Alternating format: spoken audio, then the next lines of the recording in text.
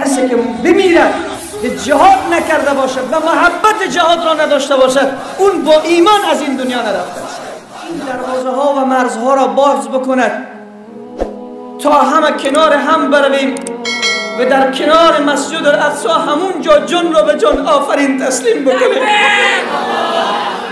کنار هم برویم و با پرچم و بیرق لا اله الا الله همون جا برویم در کنار مسجد الاقصی به خون و خب بغلطیم که روز قیامت برای ما یک دستاورد باشد که یا الله برای دین تو شهید شده. درد به دل حکام می بود، به دل حاکمان پادشاهی کشورهای اسلامی می بود که این مرزها را باز می کرد. اگه خودشان شجاعت نداشتن می گذاشتن که جوانان امت نبی صلی الله علیه و سلم می رفتن اونجا و از خود شهامت و مردانگی نشان. آیا آماده هستیم به جهاد فلسطین؟ آماده هستیم؟ فقط بهترین جهاد تا زمانی که این دروازه ها باز شود. از این روز عزیز من مبارزه شروع بشد. ای پروردگار ما عساکر جان بر کف محمد هستیم و تا یک قطره خون داری ترسی در وجود ما راه پیدا نمی کند. یا الله ما خود را فدای دین تو میگردانیم.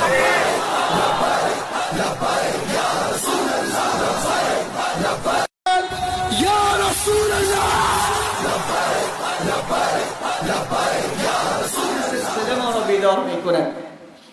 نه موشکی که سر خواهر و برادر ما میریزد ما را بیدار میکند، نه طوفان ما را بیدار میکند. پس کی این امت بیدار میشود؟ کی زمان بیداری این امت فرا میرسد؟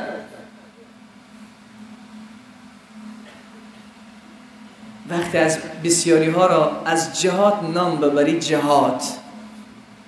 جهاد تعبیر کردن به دهشتگرایی. بر رب کعبه قسم، کسی که از دنیا بمیرد و اون جهاد نکرده باشد و یا اینکه محبت جهاد در دلش نباشد، از این دنیا مرده است در حالی که یک شعبه و یک اثر از منافقت در وجود او بوده است. بگو الله اکبر.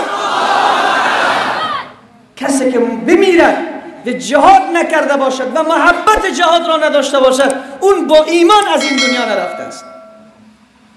من نمیگویم، سخن من نیست، سخن محبوب دلها رسول معظم اسلام صلی الله علیه و سلم. من مات ولم یغزو ولم یحدث نفسه بالغزو مات على شعبة من نفاق.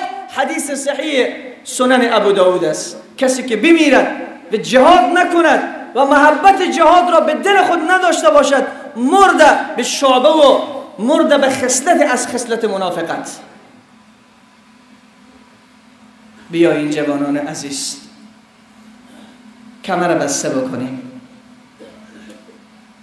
شاید امروز و فردا دعا بکنیم که الله رب العزت و الجلال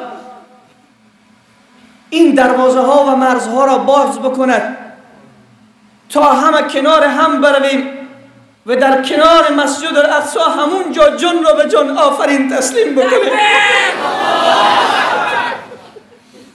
کنار هم برویم و با پرچم و بیرق لا اله الا الله همون جا برویم در کنار مسجد الاقصی به خون و خب بغلطیم که روز قیامت برای ما یک دستاورد باشد که یا الله برای دین تو شهید شده.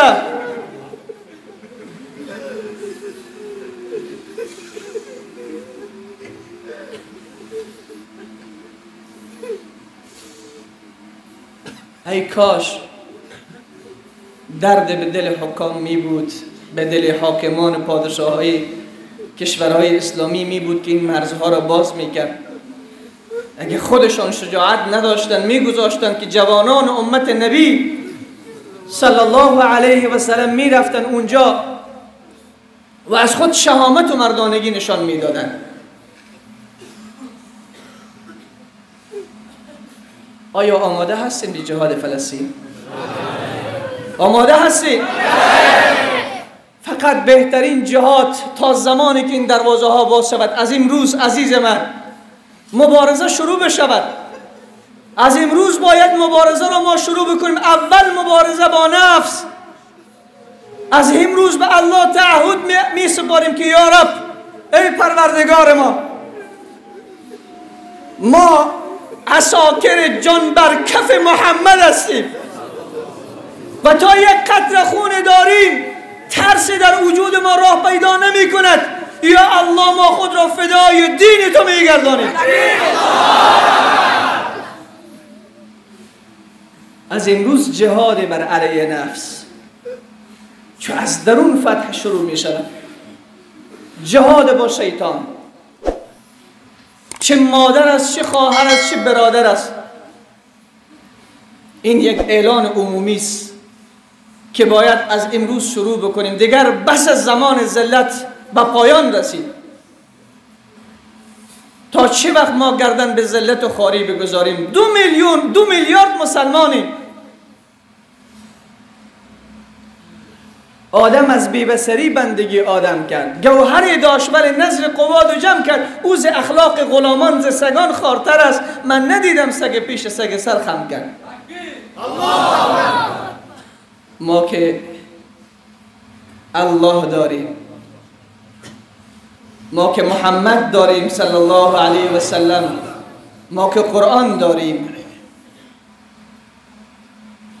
پس از امروز تلاش بکنیم جهاد بر علیه نفس، جهاد بر علیه شیطان و به خاطر برادرانی که در فلسطین و در غزه هستند و در مسجد الاقصی هستند. کمک ما برای اونها چیست؟ کمک ما برای اونها دعای هست که در دلهای شب میکنیم. این شوخی نیست. دعا بکنیم در حقشان و این دعا را بکنیم که خدایا مرگ در بستر را ما نمیپسندیم. یا الله مرگ زیر لحاف نمیخواهیم. یا الله این جان چه متاعی است، این جان چه ارزش دارد که فدای دین تو شود. آرزو بکنین شهادت در راه الله را. پیامبر محبوب صلی الله علیه و سلم حدیث 36 بخاری است، میفرمایند انتدب الله لمن خرج فی سبیله. الله ضمانت کرده است، کفالت کرده است برای اونهایی که خروج کردن در راه خدا برای جهاد. یا به اونها غنیمت میدهد، یا به اونها اجر عظیم عطا میکند و یا که اونها را داخل جنت میگرداند. صحابه وارد میشود در مجلس رسول صلی الله علیه و سلم. پیامبر سخنرانی میکند، صدا میزند یا رسول الله، کسی که خروج میکند، کسی که در جهاد فی سبیل الله از خانه خود بیرون میشود، آیا گناههای از او بخشیده میشود؟ رسول صلی الله علیه و سلم فرمود همه گناهانش را الله محو میگرداند. ترس را در وجود خود را نده. کی هست که در این دنیا زنده ماند؟ کی هست که در این دنیا زنده ماند؟ اگر دنیا به کس پاینده می بود، محمد تا قیامت زنده می بود. هیچ کس این دنیا باقی نمی ماند.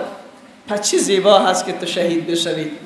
چه زیبا هست که مبارزه بکنی برای دین ربت، برای آزادی قدس، برای آزادی مسجد الاقصی، برای آزادی خواهران و برادران و اطفال معصوم و مظلوم فلسطین.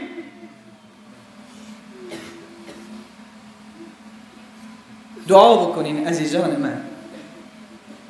فعلا بهترین کمک همین است. رسول صلی الله علیه و سلم فرمود ولولا ان اشق علی امتی ما قعدت خلف سریه.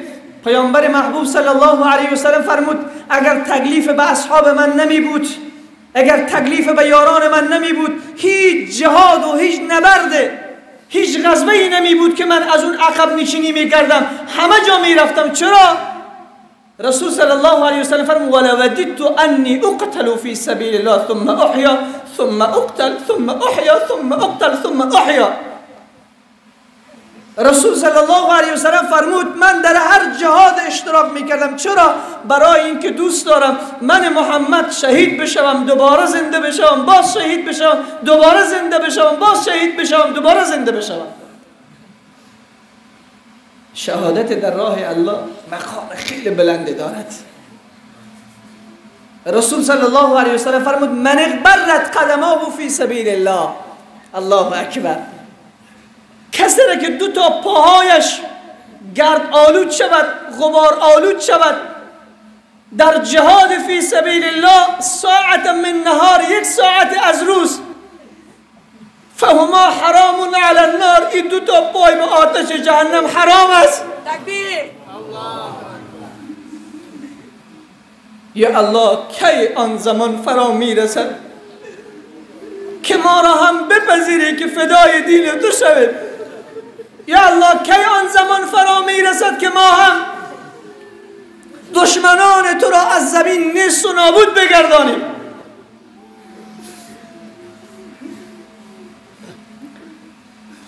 رسول صلی الله علیه وسلم فرمود کسی را که دو تا قدمش، دو تا پایش گرد آلود شود، غبار آلود شود در جهاد فی سبیل الله فهما حرام علی النار، این دو تا پای به آتش جهنم نمیسوزه. چه جایگاهی دارد یک مجاهده در راه خدا؟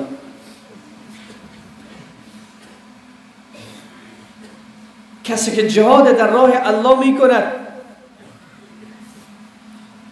رسول صلی الله علیه وسلم فرمود کسی که جهاد نکند و یا مجاهد را کمک مالی نکند و یا مجاهدی که در جهاد رفته از خانواده اون نگهداری نکند، الله اون را به عذاب عظیم گرفتار میکنه، به بلای شدید گرفتار میکنه. ولا تحسبن الذين قتلوا فی سبیل الله امواتا. الله اکبر. این چه جایگاه و مقام است. بلا تحسبن الذين قتلوا، گمان نکنین اونهایی که شهید شدن در راه الله، کشته شدن در راه الله، اونها را مرده گمان نکنید. اونها نمردن، بل احیاء، اونها زنده هستند. عند ربهم یرزقون، به پیشگاه پروردگارشان رزق دریافت میکنن.